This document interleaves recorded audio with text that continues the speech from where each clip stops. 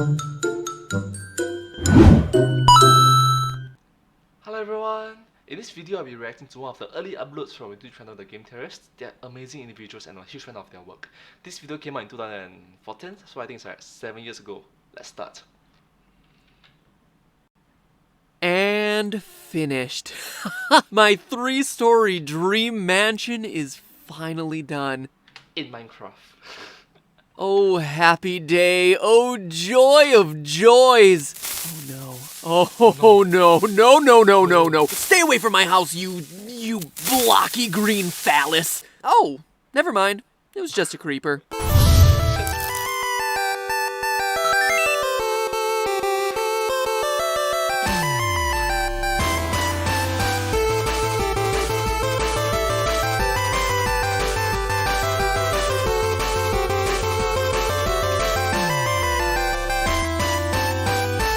Hello, Internet. Welcome to Game Theory, Hello! where today we're putting another notch in our belt of Minecraft. And man, you must be really excited about it, because when I asked you guys a few weeks ago to select between an episode on creeper explosions and an episode on how dating sims can actually help you pick up a date, over 100,000 more of you wanted to figure out how a fictional block creature could possibly explode, rather than how video games could give you actual game in real life.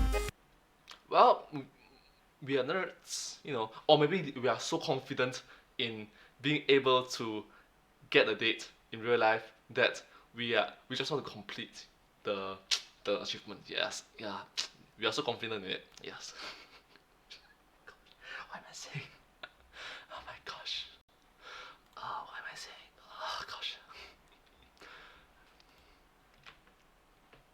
Fictional creature explosions, picking up women. Fictional creature, real women. Yeah, I'd probably choose the first one too. Well, as a taken man, I at least have an excuse. But quail not, all you single riders on the roller coaster of love. We'll come back to that topic some other day. I'll teach you how to nab the sexy pigeon of your dreams yet. And if you're wondering what's with all the bird puns, Headful Boyfriend is a dating sim about a girl and a bunch of birds vying for her love. Dating sims are weird. Anyway, putting the erotic canaries aside for another day, let's talk creeper. Simple though they may be, these green block monsters are simultaneously the most loved and Friends are important.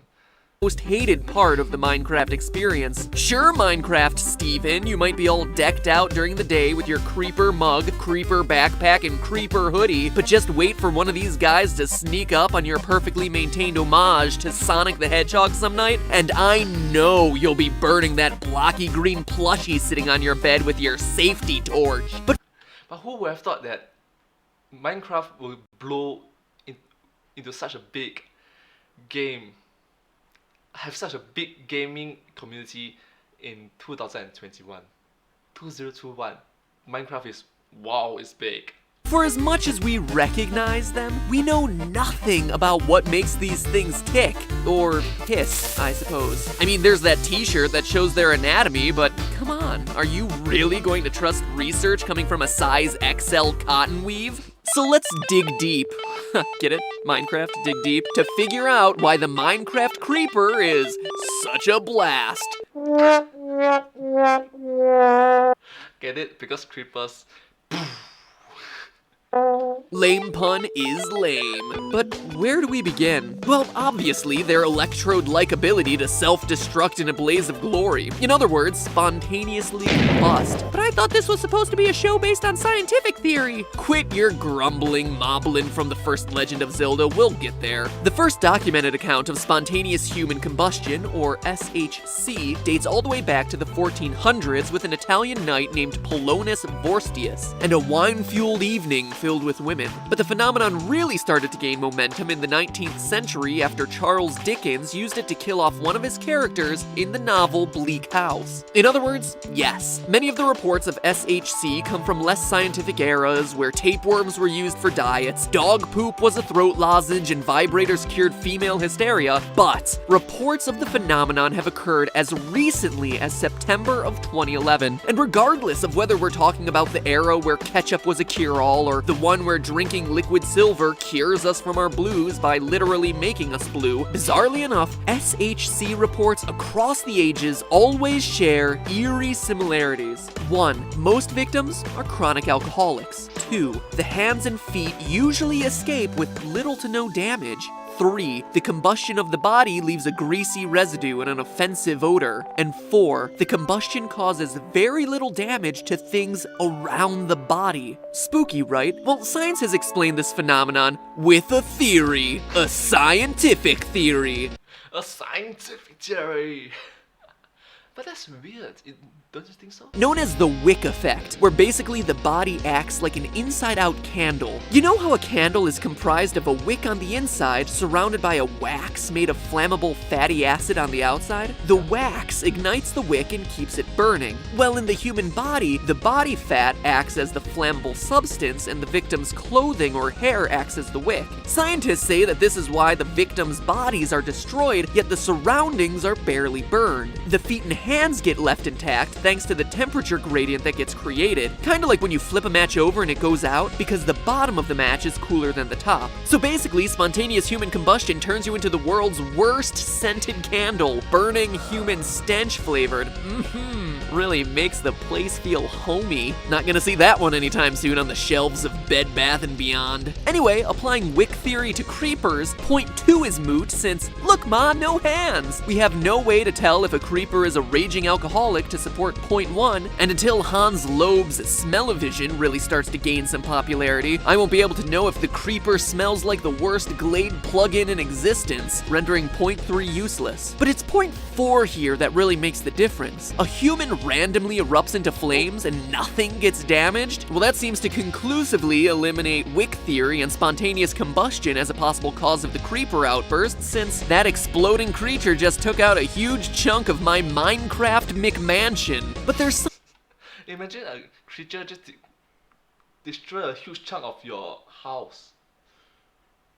I will be mad.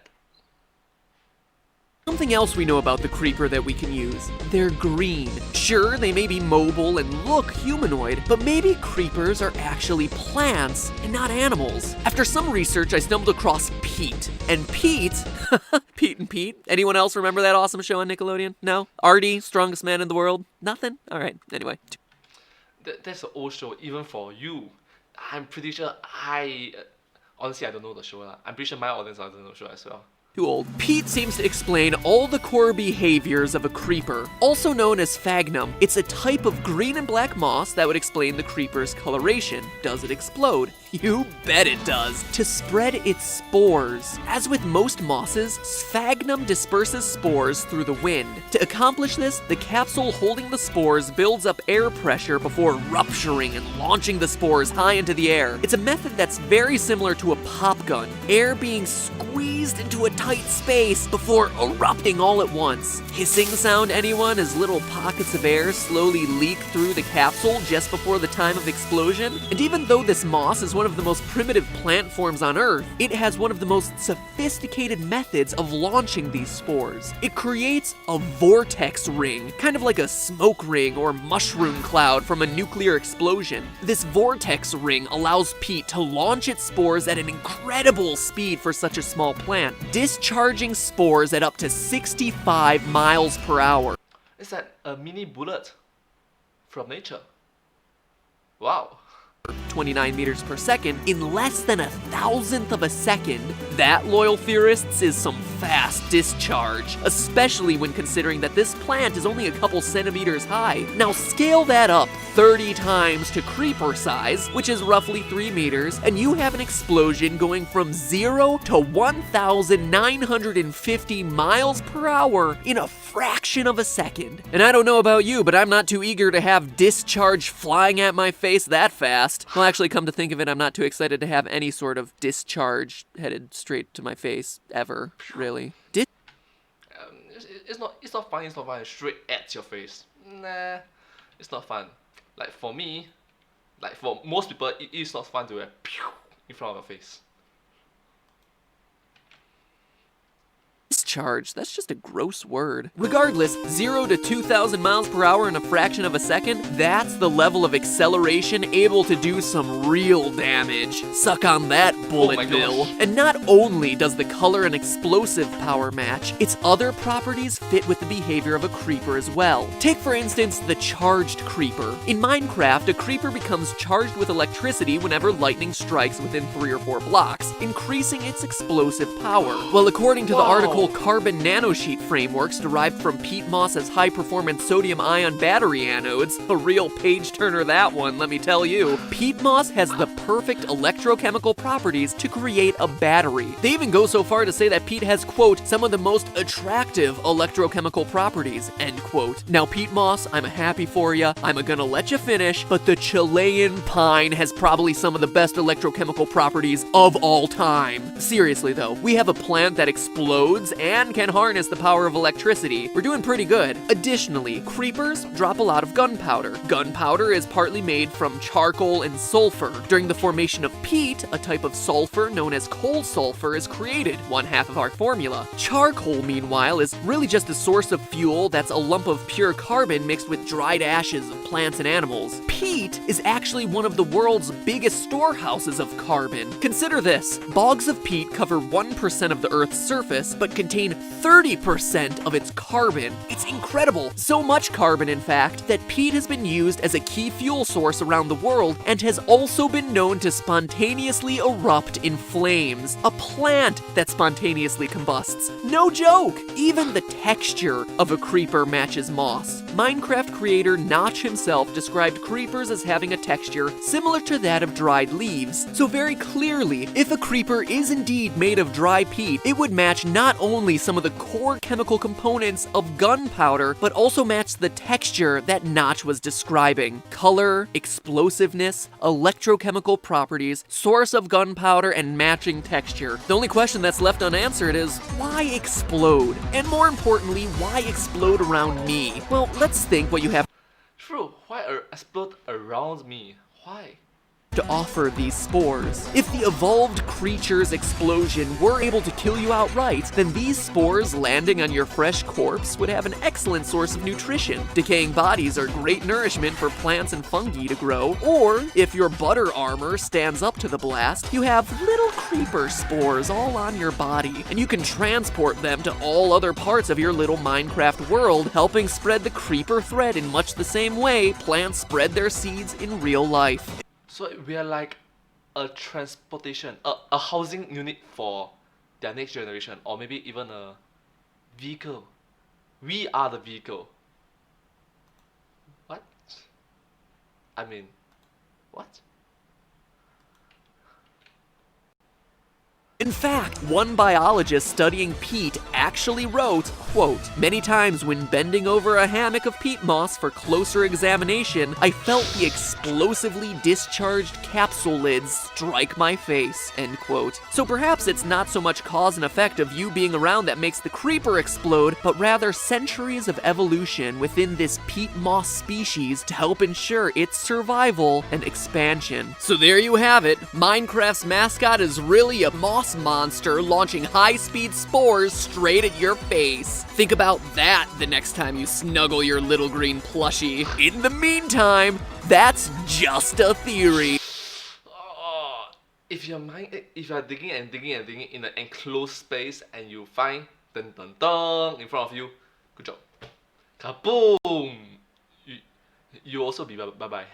A game theory! Thanks for watching.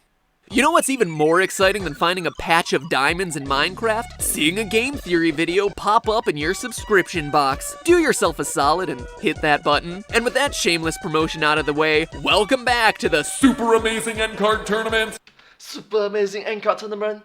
Where last time you selected the slightly dirty-sounding Theorist Fist as one of my attacks in the upcoming video game Pop-Up Dungeon. Another popular suggestion was the Mind Blow. Really? No one wanted anything that didn't sound like some sexual maneuver? But seriously, your suggestions in the comments last episode were great, and I'm compiling a list of the top picks now to pass along to the creators of the game. So thanks! It's gonna be really exciting. This week, one of the most essential questions of our time. Cats or dogs? I know it seems completely random and not related to this video at all, but maybe it is related to the next one. Or maybe not, maybe I was just curious. Anyway, click on one to choose and finally settle the debate of which animal rules and which animal drools.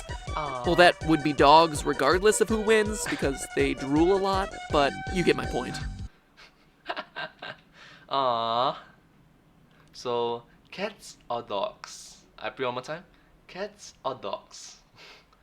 For me, both of them are cute. Both of them are adorable. Aww. Thank you so much for watching this video. If you like this video, please consider. If you've enjoyed yourself, please consider liking, sharing, and subscribing to my channel. And comment down below if you have anything to share with us. And yeah, the video that I just reacted to was a YouTube channel from a YouTube video from the YouTube channel, the Game Theorists. They are amazing individuals. They're just fantastic. Please show support to them. And yeah. Oh, don't forget, cats or dogs. Yeah. But hey, that's just a theory, a game theory. Thanks for watching.